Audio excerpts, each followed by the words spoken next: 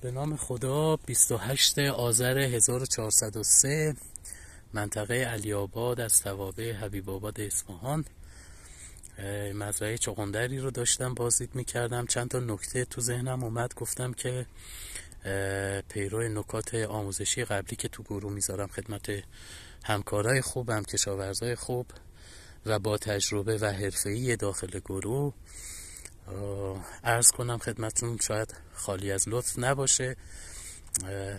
قبل از صحبتام اینو بگم که کشاورزی یک علم، یک هنره و تجربه بسیار گرانبهاست. بنده جسارتی خدمت دوستان نمی کنم. اگر یه وقتی مطلبی توی گروه میذارم من باب اشتراک تجاربمون هست. انشالله که کشاورزای عزیزم هم این منت رو سر بنده بذارن، توی گروه مطلبی به ذهنشون میرسه با بقیه کشاورزا و بنده به اشتراک بگذارن. ما هم حتما یاد خواهیم گرفت. من توی این بازدیدها خیلی نکات رو از کشاورزای حرفه‌ای و با تجربه یاد میگیرم.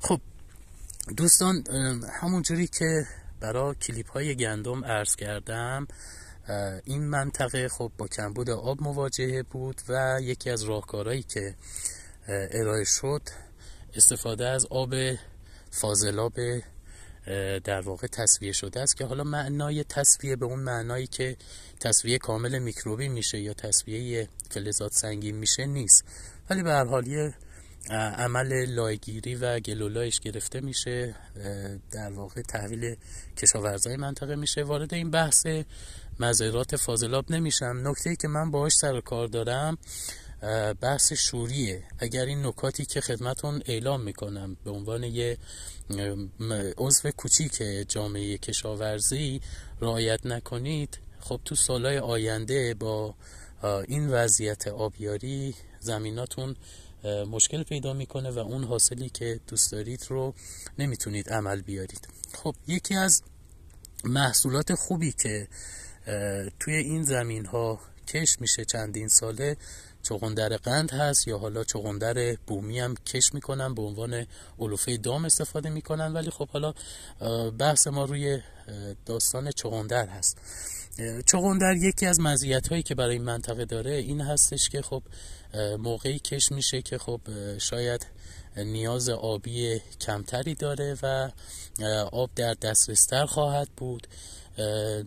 چیزی که به ذهنم رسید روی بحث مقاومت به شوری، جایی که آب شور، خاک شور، یکی از محصولات خوبی که میتونید بکارید چغندر قند هست، چون تحمل به شوریش جزو گیاهان متحمل هست، البته جزو تحمل متوسط رو داره.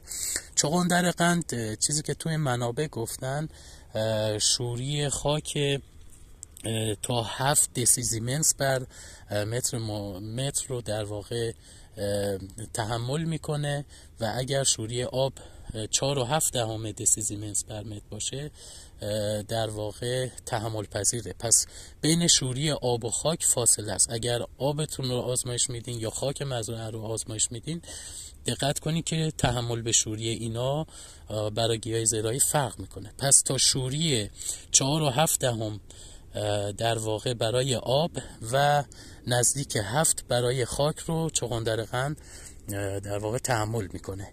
اگر شوری بالاتر از در واقع 9.5 برای خاک بشه و 5.8 برای آب بشه، به شدت عملکرد چغندر قند کاهش پیدا میکنه.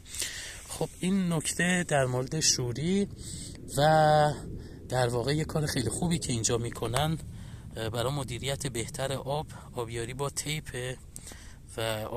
تیپ و نوارهای آبیاری کمک میکنه که ما توی مصرف آب هم صرفه جویی کنیم.